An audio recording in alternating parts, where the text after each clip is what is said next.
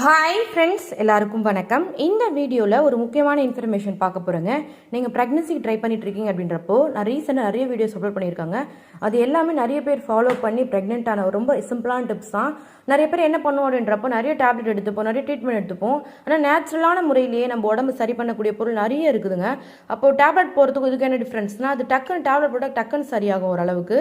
ஆனால் இதெல்லாம் பண்ணால் கொஞ்சம் ப்ராசஸ் உடம்பு நேச்சுரலாக ரெடி ஆகிட்டு வரும். ஸோ அதனால் நான் சொல்கிற டிப்ஸ் ரொம்ப சிம்பிளாக இருக்குங்க. அது ஒன்றா ரெகுலராக ஃபாலோ பண்ணிங்க அப்படின்னாவே சீக்கிரமாக உங்கள் உடம்புல என்ன பிரச்சனை இருக்குது, அதாவது ரெகுலர் பீரியடாக இருந்தாலும் இல்லை உங்களுக்கு பீரியட் சரியாக ஆக மாட்டேங்குது, ஓவலேஷன் சரியாக நடக்க மாட்டேங்குது, இல்லை உடம்புல ஏதாச்சும் பிரச்சனை இருக்குது, இதுவுமே எல்லாமே சிம்பிளாக குறையிற மாதிரி டிப்ஸ் நிறைய சொல்லியிருக்கேன். போய் பாருங்கள். நீங்கள் எவ்வளோ கஷ்டத்தில் இருந்தாலும் என்ன இதுவாக இருந்தாலும் நிச்சயமாக உங்களுக்கு சீக்கிரமாக குழந்தை பிறக்குங்க. நான் அதுக்காக உங்களுக்காக கடவுள்கிட்ட ப்ரேயர் பண்ணிக்கிறேன். நிச்சயமாக பாருங்களேன். நீங்கள் இந்த கமெண்ட் கீழே நான் ப்ரெக்னென்ட் ஆகிட்டேங்கன்னு சொல்லிட்டு இன்னும் ஒரு 1 மந்த்லேயோ 2 மந்த்லேயோ ஒரு குட் நியூஸ் சொல்ல போகிறீங்க. நீங்கள் பாருங்கள், நீங்கள் சொல்ல போகிறீங்க. உங்களுக்கு அந்த மாதிரி சர்ப்ரைஸான ஒரு விஷயம் உங்களுக்கு நடக்க போகுது. இப்போ நம்ம வீடியோக்குள்ளே போகலாங்களாங்களா? என்னென்னா, இப்போ மாதவிடாய் தள்ளி போயிட்டு நீங்கள் ப்ரெக்னெண்ட்டாக இருந்தால் உங்களுக்கு ஸ்டொமக் பெயின், வயிற்று வலி எப்படி இருக்குன்றது இந்த வீடியோ கிளியராக எனக்கு தெரிஞ்ச மாதிரி ஷேர் பண்ண போகிறேன். இது வந்து என்னுடைய ஒப்பீனியன் மட்டுமே கிடையாது. மோஸ்ட்லி ப்ரெக்னெண்ட்டாக இருப்பாங்க இல்லையா, அவங்களாம் கேட்டு தெரிஞ்சுக்கிட்ட ஒரு விஷயம். ஒருத்தவங்களோட அனுபவம் தான் இன்னொருத்தவங்களுக்கு பாடமாக இருக்கும் இல்லையா? ஸோ ஒருவேளை உங்களுக்கு மாதவிடாய் தள்ளி போகுது, நான் இப்போ சொல்கிற சிம்டம்ஸ்லாம் உங்களுக்கு இருக்குது அப்படின்றப்போ நீங்கள் ப்ரெக்னெண்ட்டாக இருக்கீங்கன்னு அர்த்தம். அதுக்கப்புறம் நீங்கள் என்னென்ன செய்யக்கூடாதுன்றதும் ஷேர் பண்ண போகிறேன். இப்போ போகலாங்களா வீடியோக்குள்ளே? ஃபஸ்ட்டு பாயிண்ட்டு, நீங்கள் ப்ரெக்னென்ட் கருப்பையில் தங்குறாங்கன்றது எப்படி கண்டுபிடிக்கிறது? இப்போ நீங்கள் ஃபஸ்ட்டு ஓவலேஷன் டேட் பார்த்து ஒன்றா இருந்திருக்கணும். ஓவலேஷன் டேட் எப்படி கண்டுபிடிக்கிறது? உங்களுடைய பீரியட் வந்து 28 நாள் சைக்கிள்னா அதில் பாதி தான் 14. அப்போ முன்னாடி 2 நாள் பின்னாடி 2 நாள், 14க்கு முன்னாடி 2 நாளும் 14க்கு பின்னாடி 2 நாளும் நீங்கள் ஒன்றா இருந்தீங்கன்னா அதுதான் உங்கள் ஓவலேஷனு. சரி, எனக்கு ஓவலேஷன் ஃபைண்ட் அவுட் பண்ண தெரிலன்னு சொல்கிறோம் கூட பிரச்சனையே கிடையாது. மந்த்லி அந்த 2 நாள் விட்டு 1 நாள், 3 நாள் விட்டு 1 நாள், 4 நாள் விட்டு 1 நாள், இது மாதிரி கண்டினியூஸாக இருந்தீங்கன்னா கூட உங்களுக்கு தெரியுங்க ஓவலேஷன் நடக்குது அப்படின்றப்போ. பாடி டெம்பரேச்சர் ஒரு மாதிரி சூடாக கதகதப்பாக இருக்கும், வெள்ளைப்படுதல் அதிகமாக வந்துகிட்டே இருக்கும், உங்களுக்கு ஃபீல் பண்ண முடியும். ஒரு சில பேருக்கு சிம்டம்ஸ் தெரியல அப்படின்றப்போ என்ன மாதிரி சிம்டம்ஸ்னால் உங்கள் உடம்புல ஓவலேஷன் நடக்குது அப்படின்றப்ப இருக்குன்றத வீடியோ கனெக்ட் பண்ணி போட்டிருக்கேன். போய் பாருங்கள். வேணுன்ற லிங்க் கேளுங்க, கீழே லிங்க் கொடுக்குறேன் உங்களுக்கு. ஒருவேளை உங்களுக்கு ஓவலேஷன் கண்டுபிடிக்க தெரியலன்னு சொன்னீங்கன்னா நான் பேப்பரில் எழுதி நீங்கள் என்ன மாதிரி சைக்கிள்னால் உங்களுக்கு என்ன மாதிரி ஓவலேஷன் நடக்குன்றதை எனக்கு தெரிஞ்ச விஷயம் மாதிரி ஷேர் பண்ணுறேன். தெரியாதுன்னு கீழே கமெண்ட்டில் சொல்லுங்கள். எத்தனை பேராக இருந்தாலும் நான் ஷேர் பண்ணுறேன். பொதுவாக ஒரு வீடியோ அப்லோட் பண்ணுறேன். சரி, கருப்பையில் எப்போ தான் பதிவாங்க? கருப்பை நீங்கள் ப்ரெக்னென்ட், நீங்கள் வந்து ஓவலேஷன் டேட் பார்த்து ஒன்றா இருக்கீங்க அப்படின்றப்போ ஒரு 1 வீக்லேயே நம்ம கண்டுபிடிச்சிடலாங்க கருப்பையில் பதிகிறாங்கன்றப்போ. ஏன்னா அந்த நம்முடைய கருமுட்டை போய் உள்ளே உட்காருமா, அந்த டைம் நீங்கள் ஒன்றா இருந்தீங்கன்றப்போ அவனோட விந்தணுக்கள் இணையும் பொழுதே நம்ம வயிற்றில் ஒரு சில அறிகுறிகள்லாம் தெரியும். நான் நிறைய வீடியோவில் சொல்லியிருக்கேன். ஃபர்ஸ்ட் ப்ரெக்னன்சி எனக்கு எக்ஸ்பீரியன்ஸ் கிடையாது. என் செகண்ட் ப்ரெக்னன்சி பிளான் பண்ணி இந்த மந்த் ப்ரெக்னென்ட் ஆகணுன்றதுக்காக பிளான் பண்ணேன். அந்த மந்த்தே ப்ரெக்னென்ட் ஆனேன். ஏன்னா எனக்கு இரகுலர் பீரியட் கிடையாது, எனக்கு ப்ராப்பராக ஓவலேஷன் நடக்கும். ஸோ ஃபர்ஸ்ட் குழந்தைக்கும் 2 குழந்தைக்கும் கொஞ்சம் கேப் தள்ளி 3 வருஷம் விடலான்றதுக்காக பிளான் பண்ணி ஸ்டாப் பண்ணி வச்சுருந்தேன். ஸோ அதுக்கப்புறம் ஒன்றா இருந்தப்போ அந்த 1 மந்த்லேயே எனக்கு பாப்பா வந்து உண்டாயிட்டாங்க. ஸோ உங்களுக்கு மோஸ்ட்லி வந்து வயிற்றில் எது மாதிரி இருக்குன்றப்போ வயிறு ஒரு மாதிரி ரணமாக இருக்குங்க. அதாவது வயிற்றில் ஏதாச்சும் ஒரு புண்ணு இருந்தால் அந்த புண்ணை சுற்றி ஒரு ஜிவ்னு ஒரு மாதிரி பெயின் இருக்கும் இல்லையா, அது மாதிரி வயிறு ஒரு மாதிரி ரணமாக இருக்கும், வயிறு ஒரு மாதிரி பாரமாக இருக்கும்.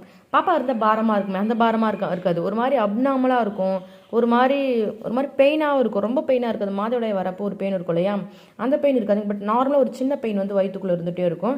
அது மாதிரி அடிவயிறுலாம் சுருக்குன்னு குத்துறா மாதிரி ஒரு மாதிரி ஃபீலிங்ஸ் இருக்கும். இந்த மாதிரி வயிற்றில் உங்களுக்கு சிம்டம்ஸ் இருந்துச்சு அப்படின்றப்ப நீங்கள் ப்ரெக்னென்ட் ஆகிட்டீங்க அப்படின்றது அர்த்தம். நான் யாருக்கெல்லாம் சொல்கிறேன்றப்போ உங்களுக்கு ப்ரெக்னென்ட் சிம்டம்ஸ் இருக்குது. என்னென்ன சிம்டம்ஸ் இருக்கும்? மார்பகத்தில் பெயின் இருக்கும், பிறப்புறுப்பில் வெள்ளைப்பிடிதல் இருக்கும், அது கூட உங்களுக்கு வயிறில் இது மாதிரி சிம்டம்ஸ் இருக்குது தெரியுது, லைட்டாக ஒரு மாதிரி அப்நார்மலாக இருக்கிற மாதிரி. நார்மலாக நம்ம வயிறு நார்மலாக இருக்கும். இப்போ எதனா ஒரு பொருளை சாப்பிட்டோம், ஒத்துக்காத பொருளை சாப்பிட்டோன்றப்போ வயிறு எப்படி ஒரு மாதிரி கடம்புடாக பண்ணும், அதே மாதிரி தான் நார்மலாக ஒரு வயிற்றுக்குள்ளே குழந்தை வந்து உட்காரும்போது விந்தணுக்கள் வந்து இணையும் போது அது 2 நாளாக பிரிஞ்சு 4 8 பிரிஞ்சு முதுகெலும்பு உருவாகி அதுக்கப்புறம் கை காலில் உருவாகி கண்கள் உருவாகி மாதிரி ப்ராசஸ் நடக்கிறப்போ நம்ம வயிறுக்கும் அது புதுசு இல்லையா, அது ஏற்றுக்காது. அதனால இந்த மாதிரி சிம்டம்ஸ்லாம் வெளியே நம்மளுக்கு காட்டும். இதை நீங்கள் நல்லா கவனித்து பார்த்தீங்கன்றப்ப உங்களுக்கு கிளியராக புரிய ஆரம்பிக்குங்க. ஸோ இதுவரை உங்களுக்கு ஒரு கன்ஃபியூஷன் தான். வயிறு வீக்கமாக இருக்கும், வயிறு ரணமாக இருக்கும், வயிறு ஒரு மாதிரி அப்டாமலாக இருக்கும், வயிறில் ஏதோ ஒரு விஷயம் ஒரு வேண்டமான்னு சொல்லுவாங்க, எங்கள் இதில் ஒரு மாதிரி வேண்டமாக இருக்க மாதிரி இருக்குன்னு சொல்லுவாங்க. ஸோ இது மாதிரிலாம் இருந்துச்சு அப்படின்றப்ப நீங்கள் ப்ரெக்னெண்ட்டாக இருக்கீங்கன்றதை கண்டுபிடிச்சிடலாம். சரி, இது மாதிரி உங்களுக்கு சிம்டம்ஸ் தெரிஞ்சிருச்சு இல்லையா, வயிறு ஒரு மாதிரி இருக்குன்றது நீங்கள் கண்டுபிடிச்சிட்டிங்க. நீங்கள் என்ன பண்ணக்கூடாது? முக்கியமான விஷயம், வயிறு அழுத்தி உட்காந்து எந்த ஒரு வேலையும் செய்யக்கூடாது.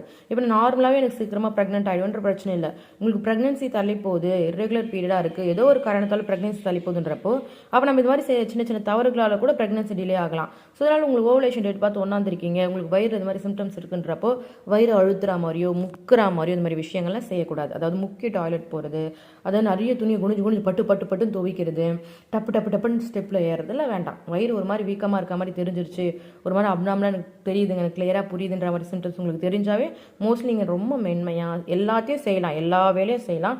ரொம்ப சாஃப்டாக ஒரு 100% ஃபாஸ்ட்டாக செய்கிறதுக்கு ஒரு 20% கூட ஃபாஸ்ட்டாக செய்யக்கூடாதுன்றதை சொல்கிறேன். ரொம்ப ஸ்லோவாக, அதெல்லாம் பாப்பாவுக்கு எதுவுமே ஆகாது. சரிங்களா? ஒருவேளை குழந்தை பதிஞ்சிட்டு இருந்தாங்க வயிற்றுல, நீங்கள் படுப்பட்டு இதெல்லாம் பண்ணிட்டு இருக்கீங்கன்னா ஏதோ ஒரு காரணத்தால் தங்காமல் போகிறாங்கன்னா இதுவும் ஒரு காரணமாக அமைஞ்சிரும். சரிங்களா? அதே ஒரு உணவுப் பொருளை ரொம்ப கண்ட்ரோலாக இருங்க. ஒரு மாதிரி வயிற்று இது மாதிரி தெரிஞ்சிருச்சுன்னா சாப்பிட்றது ரொம்ப ஹீட்டாக இருக்க பொருள் சாப்பிடாதீங்க, ரொம்ப வெளியே போகாதீங்க, அதேமாதிரி ரொம்ப ஹைட்டான இடத்துல ஏறி எந்த ஒரு பொருளை எடுக்காதீங்க, ரொம்ப ஸ்ட்ரெஸ் ஆகாதீங்க, ரொம்ப கத்தி அழாதீங்க, பட்டன்னு இருக்காது. அதாவது ஒரு சில பேருக்குலாம் காலையில் இதை பண்ணோம் அதை பண்ணோம் அதை பண்ணோன்னு ஒரு மாதிரி படப்படப்பாகவே இருப்பாங்க. ஃபஸ்ட்டு குழந்தை இருந்து 2வது குழந்தைலாம் டிலே ஆகுச்சுன்னா கூட இதே மாதிரி அந்த குழந்தை ஸ்கூலுக்கு அனுப்புறது, ஹஸ்பண்ட் ஆஃபீஸ்க்கு அனுப்புறதுன்னு ரொம்ப ஒரு மாதிரி படப்படப்பாகவே இருப்பாங்க. அந்த படப்படப்பு கூட நம்மளுக்கு கருத்தங்கிடும்.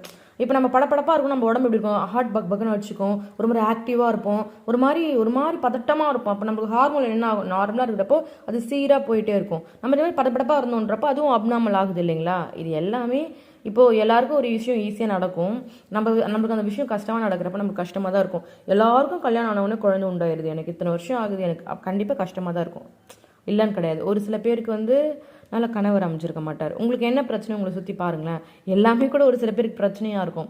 இருந்தாலும் எல்லா பிரச்சனையும் நீந்தி அடிச்சு முன்னாடி வாங்க, எல்லாமே சரியாயிடும். சீக்கிரமாக உங்களுக்கு அழகான ஒரு க்யூட்டான ஒரு குழந்தை பிறப்பாங்க, நீங்கள் நம்புங்களேன். இப்போது என்ன பிரச்சனைன்னு தெரிஞ்சுக்கின்னு அந்த பிரச்சனையை மட்டும் சால்வ் பண்ணிவிடுங்க. சரிங்களா? மாத்திரை மூலமாகவோ இயற்கையாகவோ ஏதோ ஒரு விதத்தில் நான் க்ளோ வாட்டர் போட்டிருக்கேன், கிராம்பு தண்ணி குடிக்கிறது போட்டிருக்கேன், ட்ரை ஃப்ரூட்ஸ்லாம் எப்படி வெறுங்க இதில் சாப்பிட்ணும், உடம்பு சூடு அதிகமாக இருந்தால் என்ன எப்படி குறைக்கணும், மார்பகத்தில் என்ன மாதிரி இருந்தால் பீரியடு, வீட்டில் கிட்ட யூஸ் பண்ணாமல் இப்போது நிறைய பேர் கிட்ட யூஸ் பண்ணி ப்ரெக்னன்சி செக் பண்ணும். மாதம் தள்ளி போகுது, மாதம் ஹஸ்பண்ட் கிட் வாங்கி வர்றாரு, அவருக்கு ஒரு எதிர்பார்ப்பு இருக்கும், நம்மளுக்கு ஒரு எதிர்பார்ப்பு இருக்கும். ஸோ நம்ம மட்டுமே ஒரு மாதிரி இல்லைனா ஏமாற்றம் அடைஞ்சிடும். அவர் கிட்ட வாங்கி கொடுத்தா அவருக்கு எப்படி இருக்கும் ப்ரெக்னன்சி கிட்டு, ஸோ அவருக்கும் ரொம்ப கஷ்டமாக இருக்கும் இல்லையா? ஸோ அதனால் வீட்டில் இருக்க பொருளை வச்சு எப்படி சிம்பிளாக ப்ரெக்னன்சி ட்ரை பண்ணுறது. ஏன்னா நான் ப்ரெக்னெண்ட்டாக இருக்கும்போது அதெல்லாம் ட்ரை பண்ணி பார்த்தாங்க, அது வீடியோவை கன்வெர்ட் பண்ணி போட்டிருக்கேன். ஒரு சிலதுலாம் ஒர்க் அவுட் ஆச்சு, ஒரு சிலதுலாம் ஒர்க் அவுட் ஆகலை. அந்த மாதிரி வீடியோஸ் வேணும்னா கூட கேளுங்க, நான் காட்டுறேன். ஒரு டைம் உங்களுக்கு பீரியட் இருக்கா, அதாவது நீங்கள் ப்ரெக்னெண்ட்டாக இருக்க மாதிரி ஃபீல் பண்ணிங்கன்னா அந்த மாதிரி வீட்டில் இருக்க பொருளை வச்சு செக் பண்ணி பாருங்கள், ஓரளவு அக்யூட்டாக கண்டுபிடிச்சிடலாம். 100% சொல்ல முடியாது, ஒரு 90% கரெக்டாக வருது. ஏன்னா சுகரும் சால்ட்டை வச்சு என் ப்ரெக்னன்சி இது செக் பண்ணி பார்த்தேன், நார்மல் யூரின் வச்சு செக் பண்ணி பார்த்தா அது கரெக்டாக தான் இருந்துச்சு. ஸோ நீங்கள் ஃபீல் பண்ணாதீங்க, சீக்கிரமாக ப்ரெக்னென்ட் ஆவீங்க, அழகான குழந்தை உங்களுக்கு உருவாகும்.